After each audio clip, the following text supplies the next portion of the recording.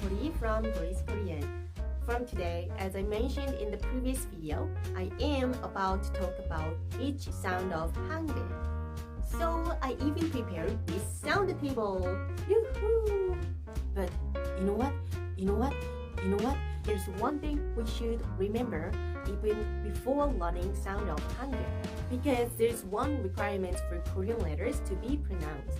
Do you know what it is?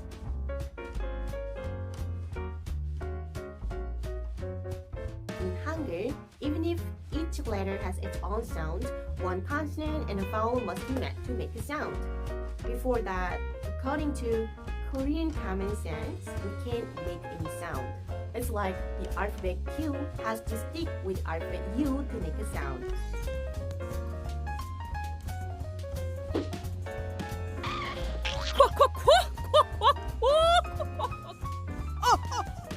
So please look at these. I bought these just today for my 24-month-old baby, Hangeul.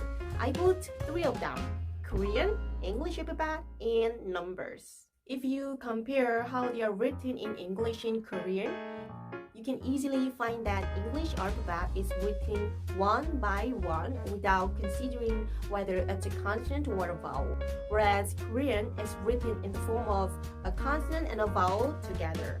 This is because of the Korean rule that we can make any sound without combining at least a consonant and a vowel together. One consonant and a vowel together is one of the typical forms of Korean syllables.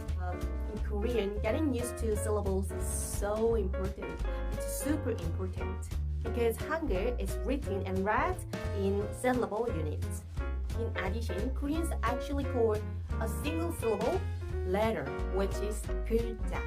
So the word 글자 in Korean sometimes means a letter, sometimes means a syllable, which might cause confusion to non-native Koreans. That's why I'm talking about syllables in this video, so that we can practice wording properly according to the types of syllables from the next video. Specifically, I'm going to deal with the 2 types of syllables and the names of syllables, how to put them together and read them, etc. So if you are interested in any of these, please keep on watching. Hello, I'm Boli and it's Boli's Korean.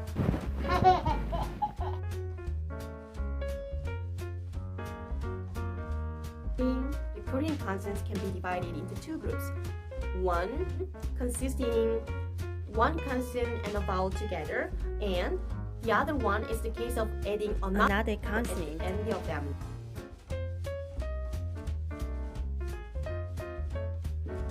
At this point, there is a name for each letter that makes up a syllable. The first consonant is called 초성. 초성. The second vowel is 중성. 중성. And the last consonant is called 종성. 종성. 초성, 중성, 종성. Since 초성 and 중성 are essential elements for all the syllables, the syllables actually can be divided whether it has 종성 or not. And in many cases, 종성 is called 받침. 받침. So the last consonant has 2 names. There are 종성 and 받침.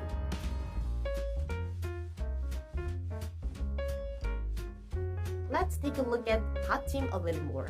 First, I will introduce the 받침 letters first. 받침 letters, please come up to the stage. There are more 받침 consonants than initial consonants because 받침 compound consonants can be formed in more various ways. If you don't know what a compound consonant is, please follow the link and check. Anyway, the number of the initial consonant is 19 as we checked last time, but the number of 받침 consonant is 27. However, when they are pronounced, there are less than 10 sounds because many of them make the same sound.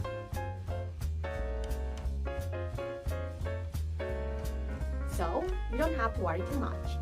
Rather than trying to memorize all the 받침 letters, I think it would be better to get used to them time to time while studying vocabulary later. And one more thing, I said Korean need to be written in syllable units. Let's find out what it means.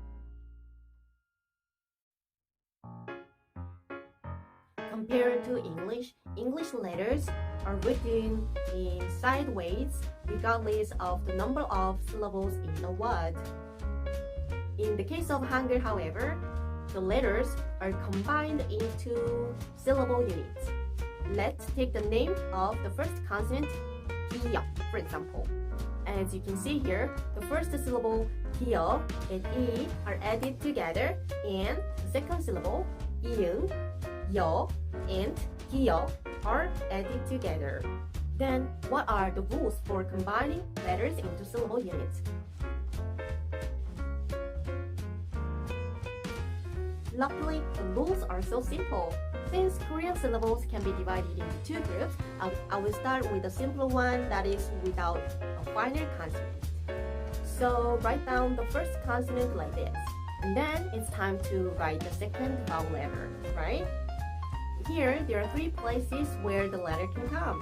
As you can see in the table, if the longest line in the vowel is vertical, write it to the right of the first letter. And if it is horizontal, write it at the bottom.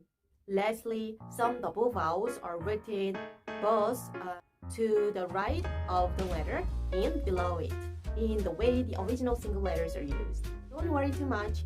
I'm sure you will get used to do it soon. For syllables with a final consonant, you can write the last consonant at the bottom of the two letters you wrote earlier. So if you look at the Korean notebooks that Korean kids use to practice writing, the lines are drawn in block shapes, the square shapes, which is suitable to practice writing the letters in syllable units. So, a syllable on each block. Every student in the first or second grades use these notebooks to practice writing. There's something to comes up in my mind about the time. In my case, I entered the elementary school without learning how to write Hangul. As you might know, Korea is a country with high educational skill. What I want to say is that there were very few children like me. Anyway, just a few days later after I got into the school, my teacher suddenly took a dictation test without teaching me Korean properly. So, in my first dictation first, I got 20 out of 100. I can talk with a smile now, but at the time, it left me a big scar. So I hope you got better results than I did if you have chance to write down Korean. Now then, shall we have a quick look at Korean notebooks? Look, it's quite different from English ones, right? For fun, let me write down my channel name in English and Korean. Please, Korean or Boli, Hangul. How is it? Not difficult at all, right? So that's all for today, Korean syllables. Is it clear to you that syllables are so important in writing and making sounds? Next time, we will read right away syllables together and find out some easy Korean words. I hope today's content was helpful. Thank you for watching and see you next time. Bye!